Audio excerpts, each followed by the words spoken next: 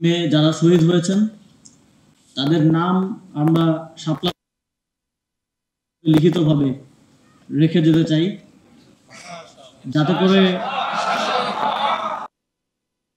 শাপলা চত্বর দিয়ে যায়, সেই শাপলা চত্বরটাই আমাদের ইতিহাসে জীবিত করে তোলে। তারপর সেই শহীদদের নাম যেন সেখানে স্বর্ণাক্ষরে লিখিত থাকে, যাদের নাম ইতিহাস থেকে মুছে ফেলার চেষ্টা করা হয়েছিল। 2013 সালে যখন 5ই মে এই বর্বরতম হত্যাকাণ্ড সংঘটিত হয়, তখন আমার বয়স 15 বছর বয়স হবে এবং আমি ক্লাস তো সেই সময়কার স্মৃতি এখন পরে আমরা পরিবার সহ টিভির সামনে বসে দেখছিলাম যে আসলে কি হচ্ছে, এবং যে বর্বরতম হত্যাকাণ্ড তখন হয়েছে সারা বাংলাদেশের মানুষ সেটা সচক্ষে দেখেছে, কিন্তু সেটাকে ইতিহাস থেকে মুছে ফেলার সর্বাত্মক চেষ্টা তো 12 বছর যাবৎ সেটা করে গেছে। কিন্তু একজন বক্তা বললেন যে শহীদের রক্ত কখনো বৃথা যায় না, কখনো ইতিহাস থেকে মুছে ফেলা যায় না। আমরা সেই শহীদদের স্বীকৃতি দিতে এবং সম্মান জানাতে আজকে আবার একত্রিত হয়েছে। এর মাধ্যমে এটা প্রমাণিত হলো যে শহীদের রক্ত কখনো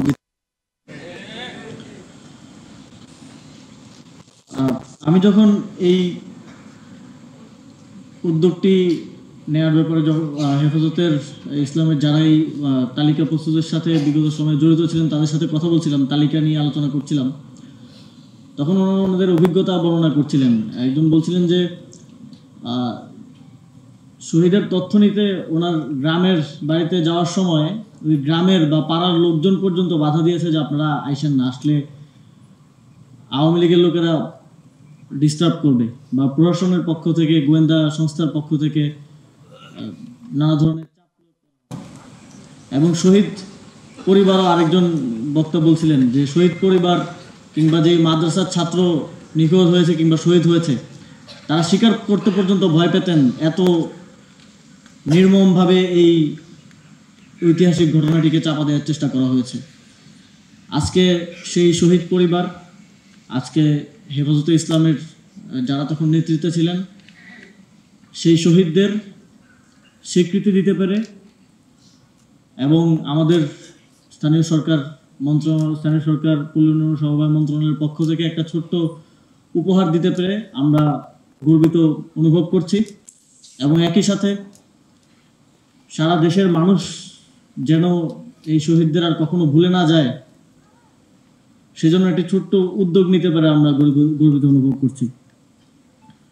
একই সাথে আরেকটি ঘোষণা আজকে দিতে চাই, আমরা স্থানীয় সরকার বিভাগের পক্ষ থেকে ইতিমধ্যে একটি উদ্যোগ গ্রহণ করেছি। যে ঐতিহাসিক মেয়ে যারা শহীদ হয়েছেন তাদের নাম আমরা শাপলা লিখিতভাবে রেখে যেতে চাই, যাতে করে শাপলা চত্বর দিয়ে যায়, সেই শাপলা চত্বরটাই আমাদের ইতিহাসে জীবিত করে তোলে। তারপর সেই শহীদদের নাম যেন সেখানে স্বর্ণাক্ষরে লিখিত থাকে, যাদের নাম ইতিহাস থেকে মুছে ফেলার চেষ্টা করা হয়েছিল।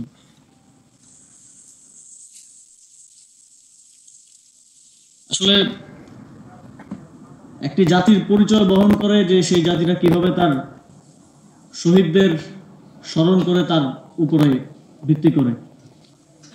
আজকে আমরা বেশিরভাগ কথাই বলছি 5ই মে শহীদদেরকে নিয়ে, কিন্তু এই অনুষ্ঠানে 19 জন 2021 সালের মোদী বিরোধী আন্দোলনের যারা শহীদ হয়েছিলেন, 19 জনের মধ্যে 14 জনই বিবারিয়াতে শহীদ হয়েছিলেন।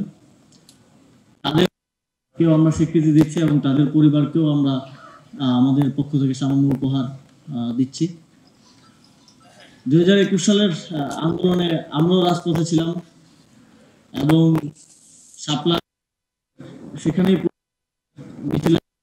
সেখানে আমাদের সহযোদ্ধারা গুলিবিদ্ধ হয়েছিল, তাদেরকে নিয়ে হাসপাতালে যেতে হয়েছিল এবং পরবর্তীতে আমাদের সহযোদ্ধাদেরকে গ্রেফতার করা হয়েছিল। অনেকে এখানেও আছেন যারা গ্রেফতার হয়েছিলেন এবং জেল জুলুমের শিকার হয়েছেন। আমাদের নামে মামলা ছিল, এই সরকার দায়িত্ব গ্রহণের পরে আমার নিজের নামেও মামলা ছিল। সেটা উজ্জ্বল করা হয়েছে। সেই আগ্রাসন বিরোধী অবস্থান থেকে একজন কুখ্যাত ব্যক্তির বাংলাদেশে আগমনকে কেন্দ্র করে সেই প্রতিবাদ এবং বিক্ষোভ হয়েছিল, এবং সেখানেও নির্বিচারে বাংলাদেশের স্বাধীনতাকামী এবং সার্বভৌমত্ব রক্ষাকারী জনতাকে গুলি করে হত্যা করা হয়েছিল। আমরা তাদেরকেও আজকে শ্রদ্ধাভরে স্মরণ করতে চাই এবং আগামীর বাংলাদেশের ইতিহাসে যেন তারা স্বর্ণাক্ষরে তাদের নাম লিখিত থাকে সেটা নিশ্চিত করতে চাই।